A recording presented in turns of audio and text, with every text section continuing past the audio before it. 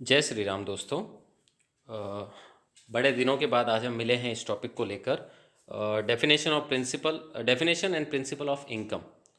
Income इसलिए समझना ज़रूरी है क्योंकि हमारा टॉपिक है इनकम टैक्स। टैक्स को हम पहले समझ चुके हैं। टैक्स का हमने डेफिनेशन समझा, अंडरस्टैंडिंग किया कि टैक्स दो टाइप का होता है, डायरेक्ट और इनडायरेक्ट। आज हम समझेंगे इनकम। इनकम को डिफाइन किया गया है इनकम टैक्स एक्ट में, और डिफाइन कैसे किया गया है वो आप इस टॉपिक की मदद से समझ पाएंगे। सबसे पहला हम ये अंडरस्टैंडिंग लेते हैं कि इनकम का जो डेफिनेशन है वो कवर किया गया है under sub section 24 of section 2 of the income tax act 1961। Now this definition is inclusive nature. Inclusive nature मेरा कहने का मतलब ये हुआ क्योंकि हर एक्ट के अंदर तीन टाइप का डेफिनेशन आपको देखने को मिलता है। नंबर वन इंक्लूसिव, जिसमें एक लिस्ट दे रखी होती है कि ये आइटम उस डेफिनेशन में शामिल होंगे। नंबर टू होता है एक्सक्लूसिव, जिसमें ये दे रखा होता है कि ये लिस्ट है पूरी और ये लिस्ट इस डेफिनेशन में शामिल नहीं होगी। मतलब वो एक डेफिनेशन होती है जो बहुत वाइड होती है कि 5-6 आइटम आपको दे दिए और वो एक्सक्लूड कर दिए, उसके अलावा पूरा ब्रह्मांड, पूरा यूनिवर्स उसके अंदर डेफिनेशन में शामिल हो जाता है। तीसरा डेफिनेशन जो होता है वो एग्जैक्ट होता है, मीन्स नेचर का डेफिनेशन, जो आपको एग्जैक्ट यही चीज़ बताता है कि उस डेफिनेशन में क्या चीज़ एग्जैक्टली शामिल होगी।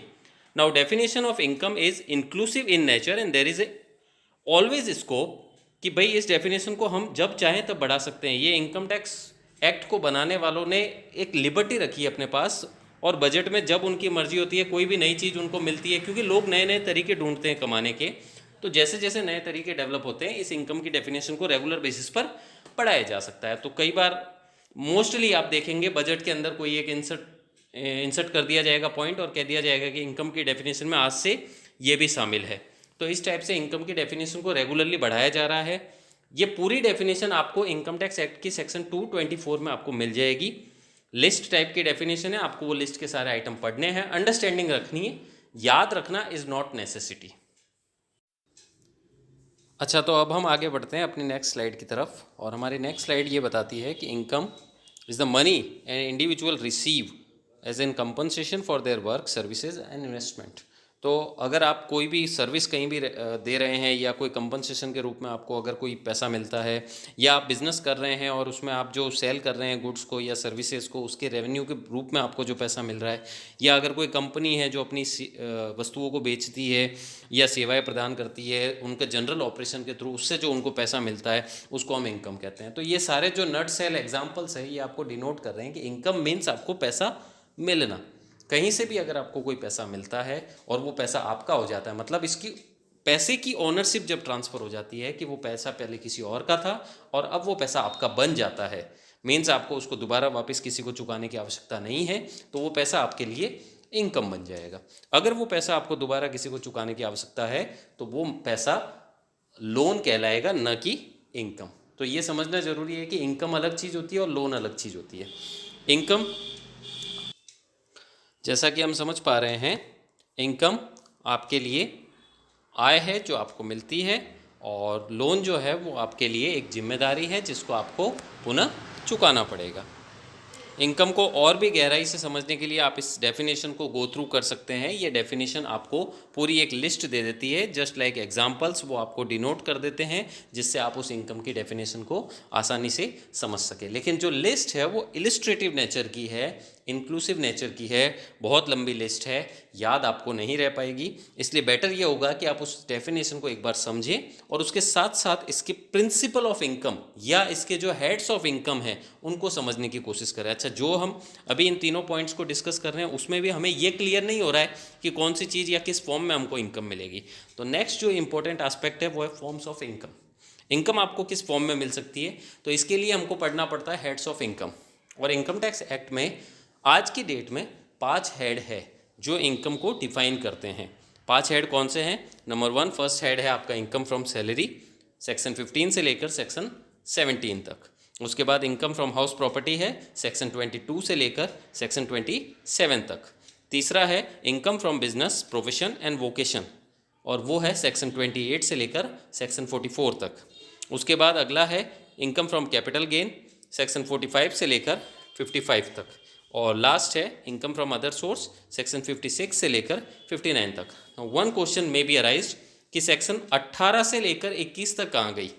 तो किसी समय पर पहले 6 हेड हुआ करते थे इनकम टैक्स एक्ट में, और वहाँ एक और हेड था इंटरेस्ट ऑन सिक्योरिटीज़, तो वो हेड को वहाँ से हटा दिया गया है और उसको इंसर्ट कर दिया गया है इनकम फ्रॉम अदर सोर्स के अंदर।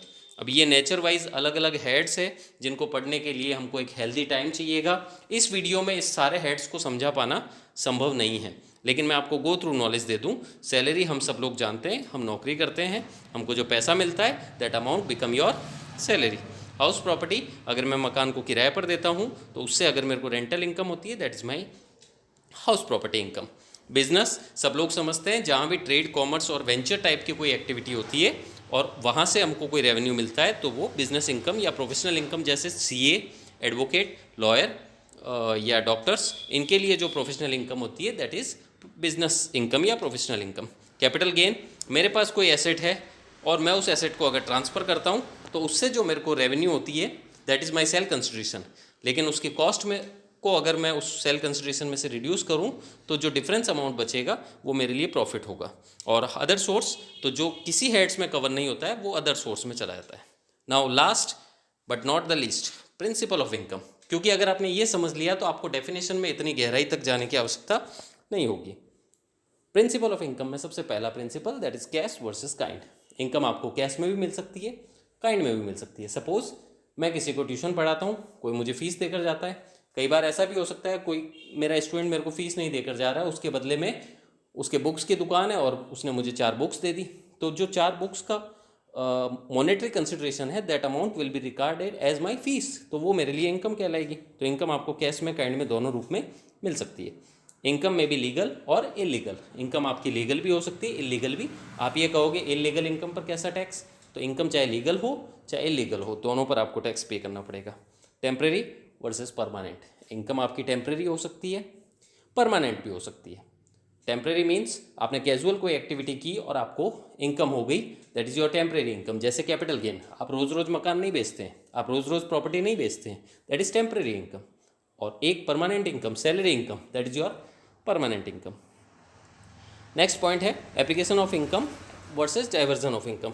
डीप टॉपिक है, टाइम लगेगा इस टॉपिक को समझने में, लेकिन ब्रीफली बताऊं तो डाइवर्जन ऑफ इनकम होता है जहां इनकम आपकी बिना इच्छा के कहीं और ट्रांसफ़र हो जाए, that is not income.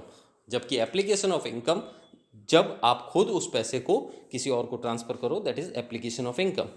Now income must be from outside. आपकी एक जेब से आप पैसा निकाल के किसी और जेब में डाल दोगे तो आपको इनकम नहीं होगी। इनकम होने के लिए सेकंड पार्टी इन्वॉल्व होनी जरूरी है। तो इनकम आपको बाहर से होनी चाहिए, दूसरे व्यक्ति से होनी चाहिए।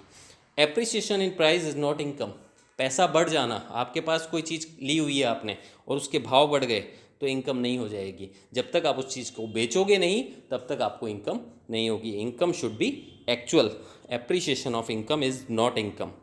Pin money is not income. Pin money स्त्री धन जिसको बोलते हैं, लेडीज़ जो अपना पैसा बचा के रखती है, सेविंग्स जो रखती है अपने पास में, उस सेविंग्स को अगर आप डिनोट करो तो वो सेविंग्स है, वो इनकम नहीं है। और last and but not the least, धर्मादा। धर्मादा इज़ नॉट इनकम। ये पूरा मेरा टॉपिक होता है।